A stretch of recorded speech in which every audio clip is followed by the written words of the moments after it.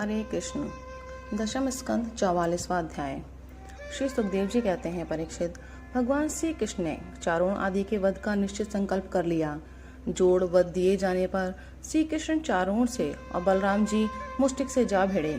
वे लोग एक दूसरे को जीत लेने की इच्छा से हाथ से हाथ बांधकर और पैरों में पैर अड़ाकर बलपूर्वक अपनी अपनी ओर खींचने लगे। वे पंजों से पंजे, घुटनों से घुटने, माथे से माथा और छाती से छाती भिड़ाकर एक दूसरे पर चोट करने लगे। इस प्रकार दाव पेच करते करते अपने अपने जोड़ीदार को पकड़कर इधर उधर घुमाते, दूर ढकेल देते, जोर से जकड़ लेते, लिपट जाते, उठाकर पटक देते, छूटकर निकल भागते और कभी छोड़कर पीछे हट जाते थे। इस प्रकार एक दूसरे को रोकते, प्रहार करते और अपने जोड़ीदार को पछाड़कर देने की चेष्टा करते।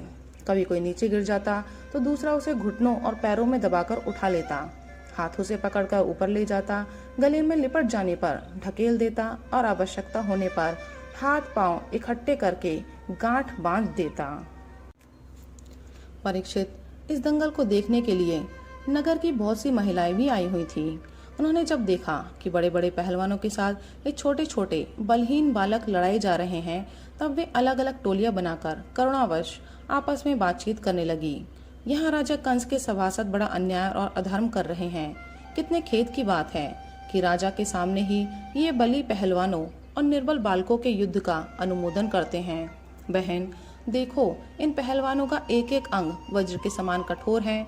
ये देखने में बड़े भारी पर्वत से मालूम होते हैं, परंतु श्री कृष्ण और बलराम अभी जवान भी नहीं हुए हैं। इनकी किशोरावस्था है। इनका एक एक अंग अत्यंत सुकुमार है। कहाँ ये और कहाँ वे। जितने लोग यहाँ इकट्ठे हुए हैं, देख रहे हैं, उन्हें अवश्य अवश्य धर्मोल्लंघन का पाप लगेगा। सखी, अब हमें भी यहाँ से चल देना चाहिए। जहाँ धर्म की प्रधानता हो वहाँ कभी न रहे, यही शास्त्र का नियम है। देखो, शास्त्र कहता है कि बुद्धिमान पुरुष को सभासदों के दोषों को जानते हुए सभा में जाना ठीक नहीं है, क्योंकि वहां जाकर उन अवगुणों को कहना, चुप रह जाना अथवा मैं नहीं जानता ऐसा कह देना, ये तीनों ही बातें मनुष्य को दोष भागी बनाती हैं।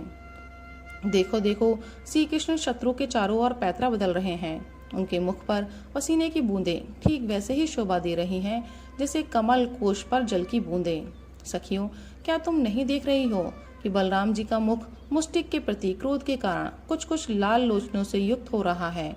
फिर भी हास्य का अनिरुद्ध आवेग कितना सुंदर लग रहा है। सखी, सच पूछो तो व्रज भूमि ही परम पवित्र और धन्य है, क्योंकि वहाँ ये पुरुषोत्तम मनुष्य के वेश में छिपकर रहते हैं। स्वयं भगवान शंकर और लक्ष्मी जी जिनके चरणों की पूजा करती हैं, वे ही प्रभु वहाँ रंग बिरंगे जंगली पुष्पों की माला धारण कर लेते हैं तथा बलराम जी के साथ बांसुरी बजाते, गौए चराते और तरह तरह के खेल खेलते हुए आनंद से विचरते हैं। सखी, पता नहीं गोपियों ने कौन सी तपस्या की थी जो नेत्रों के दोनों से नित्य निरंतर इनकी रूप माधुरी का पान करती रहती हैं। इनका रूप क्या है, लावण्य का सार। संसार में या उससे परे किसी का भी रूप इनके रूप के समान नहीं है। फिर बढ़कर होने की तो बात ही क्या है। सो भी किसी के संवारने सजाने से नहीं, गहने कपड़े से भी नहीं, बल्कि स्वयं सिद्ध है। इस रूप को देखते देखते तृप्ति भी नहीं होती, क्योंकि यह प्रतिक्षण नया होता जाता है, नित्य नूतन है। समग्र यश, सौंदर्य और ऐश्वर्य इसी के आश्रित हैं। सखियों, परंतु इसका दर्शन तो औरों के लिए बड़ा ही दुर्लभ है। वह तो गोपियों के ही भाग्य में बदा है। सखी, ब्रज की गोपियां धन्य हैं। निरंतर श्री कृष्ण में ही चित्त लगा रहने के कारण, प्रेम भरे हृदय से, आंसुओं के कारण गदगद कंठ से वे इन्हीं की लीलाओं का गान करती रहती हैं। वे दूध दूहते, दही मथते, धान कूटते, घर लीपते, बालकों को झूला झुलाते, रोते हुए बालकों को चुप कराते, उन्हें नहलाते धुलाते, घरों को झाड़ते बुहारते, कहाँ तक कहें सारे काम काज करते समय श्री कृष्ण के गुणों के गान में ही मस्त रहती हैं। ये श्री कृष्ण जब प्रातःकाल गौओं को चराने के लिए व्रज से वन में जाते हैं और सायंकाल उन्हें लेकर व्रज में लौटते हैं, तब बड़े मधुर स्वर से बांसुरी बजाते हैं। उसकी टेर सुनकर गोपियां घर का सारा कामकाज छोड़कर झटपट रास्ते में दौड़ आती हैं और श्री कृष्ण का मंद मंद मुस्कान एवं दया भरी चितवन से युक्त मुख कमल निहार निहार कर निहाल होती हैं। सचमुच गोपियां ही परम पुण्यवती हैं। भरत वंश शिरोमणि जिस समय पूर्ववासिनी स्त्रियां इस प्रकार बातें कर रही थीं, उसी समय योगेश्वर भगवान श्री कृष्ण ने मन ही मन शत्रु को मार डालने का निश्चय किया। स्त्रियों की ये भयपूर्ण बातें माता पिता देवकी वसुदेव भी सुन रहे थे। वे पुत्र स्नेहवश शोक से विहल हो गए। उनके हृदय में बड़ी जलन, बड़ी पीड़ा होने लगी, क्योंकि वे अपने पुत्रों के बलवीर्य को नहीं जानते थे। भगवान श्री कृष्ण और उनसे भिड़ने वाला चारों दोनों ही भिन्न भिन्न प्रकार के दाव पेच का प्रयोग करते हुए परस्पर जिस प्रकार लड़ रहे थे, वैसे ही बलराम जी और मुष्टिक भी भिड़े हुए थे। भगवान के अंग प्रत्यंग वज्र से भी कठोर हो रहे थे। उनकी रगड़ से चारों की रग रग ढीली पड़ गई। बार बार उसे ऐसा मालूम हो रहा था मानो उसके शरीर से सारे बंधन टूट रहे हैं। उसे बड़ी ग्लानि, बड़ी व्यथा हुई। अब वह अत्यंत क्रोधित होकर बाज की तरह झपटा और दोनों हाथों के घूंसे बांधकर उसने भगवान श्री कृष्ण की छाती पर प्रहार किया। परंतु उसके प्रहार से भगवान तनिक भी विचलित न हुए। जैसे फूलों के गजरे की मार से गजराज, उन्होंने चारों की दोनों भुजाएं पकड़ ली और उसे अंतरिक्ष में बड़े वेग से कई बार घुमाकर धरती पर दे मारा। परीक्षित, चारों के प्राण तो घुमाने के समय ही निकल गए थे। उसकी वेशभूषा अस्त व्यस्त हो गई, केश और मालाएं बिखर गईं। वह इंद्रध्वज, इंद्र की पूजा के लिए खड़े किए गए बड़े बड़े झंडे के समान गिर पड़ा। इस प्रकार मुष्टिक ने भी पहले बलराम जी को एक घूसा मारा। इस पर बली बलराम जी ने उसे बड़े जोर से एक तमाचा जड़ दिया। तमाचा लगने से वह कांप उठा और आंधी से उखड़े हुए वृक्ष के समान अत्यंत व्यथित और अंत में प्राणहीन होकर खून उगलता हुआ पृथ्वी पर गिर पड़ा। हे राजन, इसके बाद योद्धाओं में श्रेष्ठ भगवान बलराम जी ने अपने सामने आते ही कूट नामक पहलवान को खेल खेल में ही बाएं हाथ के घूसे से उपेक्षा पूर्वक मार डाला। उसी समय भगवान श्री कृष्ण ने पैर की ठोकर से शाल का सिर धड़ से अलग कर दिया और तोशल को तिनके की तरह चीरकर दो टुकड़े कर दिया। इस प्रकार दोनों धराशायी हो गए। जब चारों, मुष्टिक, कूट, शाल और तोशल ये पांचों पहलवान मर चुके, तब जो बच रहे थे वे अपने प्राण बचाने के लिए स्वयं वहां से भाग खड़े हुए। उनके भाग जाने पर भगवान श्री कृष्ण और बलराम जी अपने समवयस्क ग्वाल वालों को खींच खींच कर उनके साथ भिड़ने और नाच नाच कर भेरी ध्वनि के साथ अपने नूपुरों की झनकार को मिलाकर मल्ल क्रीड़ा, कुश्ती के खेल करने लगे। भगवान श्री कृष्ण और बलराम की इस अद्भुत लीला को देखकर सभी दर्शकों को बड़ा आनंद हुआ। श्रेष्ठ ब्राह्मण और साधु पुरुष धन्य है, धन्य है, इस प्रकार कहकर प्रशंसा करने लगे। परंतु कंस को इससे बड़ा दुख हुआ। वह और भी चढ़ गया।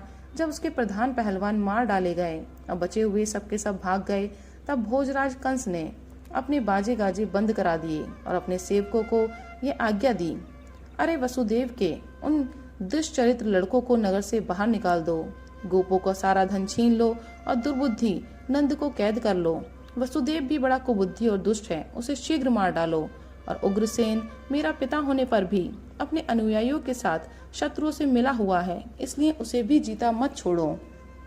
कंस इस प्रकार बढ़ बढ़कर बकवाद कर रहा था कि अविनाशी श्री कृष्ण कुपित होकर फुर्ती से वेग पूर्वक उछलकर लीला से ही उसके ऊंचे मंच पर जा चढ़े। जब मनस्वी कंस ने देखा कि मेरे मृत्यु रूप भगवान श्री कृष्ण सामने आ गए, तब वह सहसा अपने सिंहासन से उठ खड़ा हुआ और हाथ में ढाल और तलवार उठा ली। हाथ में तलवार लेकर वह चोट करने का अवसर ढूंढता हुआ पैतरा बदलने लगा। आकाश में उड़ते हुए बाज के समान वह कभी दाईं ओर जाता तो कभी बाईं ओर, परंतु भगवान का प्रचंड तेज अत्यंत दुस्सह है। जैसे गरुड़ सांप को पकड़ लेते हैं, वैसे ही भगवान ने बलपूर्वक उसे पकड़ लिया। इसी समय कंस का मुकुट गिर गया और भगवान ने उसके केश पकड़कर उसे भी उस ऊंचे मंच से रंगभूमि में गिरा दिया। फिर परम स्वतंत्र और सारे विश्व के आश्रय भगवान श्री कृष्ण उसके ऊपर स्वयं कूद पड़े। उनके कूदते ही कंस की मृत्यु हो गई। सबके देखते देखते भगवान श्री कृष्ण कंस की लाश को धरती पर उसी प्रकार घसीटने लगे जैसे सिंह हाथी को घसीटे।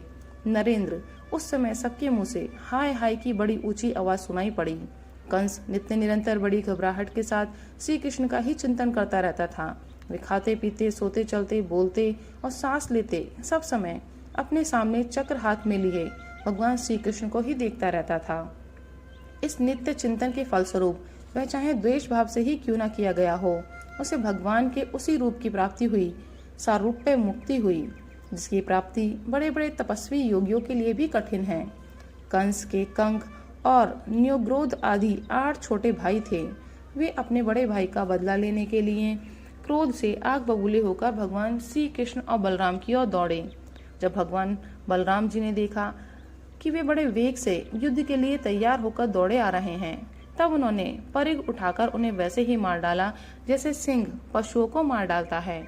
उस समय आकाश में दुंदुभियां बजने लगी। भगवान के विभूति स्वरूप ब्रह्मा शंकर आदि देवता बड़े आनंद से पुष्पों की वर्षा करते हुए उनकी स्तुति करने लगे। अप्सराएं नाचने लगी। महाराज कंस और उसके भाइयों की स्त्रियां अपने आत्मीय स्वजनों की मृत्यु से अत्यंत दुखित हुई। वे अपने सिर पीटती हुई आंखों में आंसू भरे वहां आई। वीर शैया पर सोए हुए अपने पतियों से लिपटकर वे शोकग्रस्त हो गईं और बार बार आंसू बहाती हुई ऊंचे स्वर से विलाप करने लगी। हाँ नाथ, हे प्यारे, हे धर्मज्ञ, हे करुणामय, हे अनाथ वत्सल, आपकी मृत्यु से हम सबकी मृत्यु हो गई। आज हमारे घर उजड़ गए, हमारी संतान अनाथ हो गई। पुरुष श्रेष्ठ, इस पुरी के आप ही स्वामी थे। आपकी विरह से इसके उत्सव समाप्त हो गए और मंगल चिन्ह उतर गए। ये हमारी ही भांति विधवा होकर शोभाहीन हो गई। स्वामी, आपने निरपराध प्राणियों के साथ घोर द्रोह किया था, अन्याय किया था, इसी से आपकी यह गति हुई। सच है, जो जगत के जीवों से द्रोह करता है उनका अहित करता है। ऐसा कौन पुरुष शांति पा सकता है? ये भगवान श्री कृष्ण जगत के समस्त प्राणियों की उत्पत्ति और प्रलय के आधार हैं। यही रक्षक भी हैं। जो इनका बुरा चाहता है, इनका तिरस्कार करता है, वह कभी सुखी नहीं हो सकता। श्री सुखदेव जी कहते हैं, परीक्षित, भगवान श्री कृष्ण ही सारे संसार के जीवन दाता हैं। उन्होंने रानियों को ढांढस बंधाया, सांत्वना दी, फिर लोक रीति के अनुसार मरने वालों का जैसे क्रियाकर्म होता है वह सब कराया। तदनंतर भगवान श्री कृष्ण और बलराम जी ने जेल में जाकर अपने माता पिता को बंधन से छुड़ाया और सिर से स्पर्श करके उनके चरणों की वंदना की। किंतु अपने पुत्रों के प्रणाम करने पर भी देवकी और वसुदेव ने उन्हें जगदीश्वर समझकर अपने हृदय से नहीं लगाया। उन्हें शंका हो गई कि हम जगदीश्वर को पुत्र कैसे समझें। राधे राधे, हरि बोल।